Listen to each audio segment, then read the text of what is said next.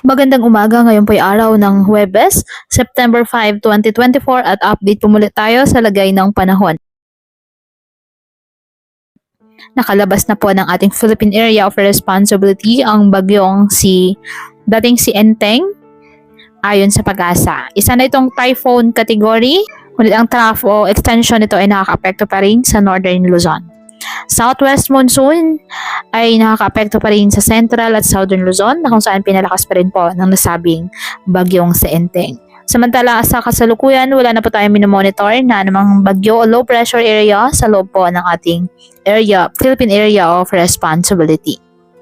Sa ngayon, apektado pa rin ng trough ng nasabing bagyo ang Cordillera Administrative Region, Cagayan Valley, Ilocos Norte at Ilocos Sur, kaya asahan po dyan na maulap na kalangitan na may kalat-kalat na mga pag-ulan at thunderstorms.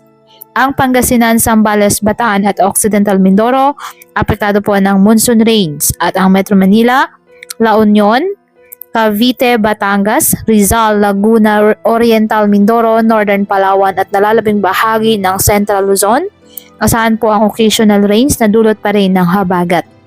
Asahan din po ang maulap na kalangitan na may kalat-kalat na mga pag-ulan at thunderstorms sa Quezon, Marinduque at Romblon na dulot pa rin po ng nasabing habagat.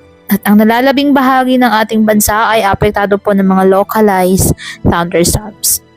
Kaya patuloy po natin na pinag-iingat ang ating mga kababayan sa banta po ng mga pagbaha at pagguho ng lupa, lalo na kapag may malalakas na ulan, at ugaliin po na magdala palagi ng payong o kahit anumang panangga sa ulan sa tuwing lalabas ng ating mga tahanan.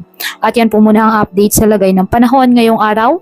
Muli patuloy po tayo na mag-ingat at palaging tandaan, God loves you. Stay safe and God bless.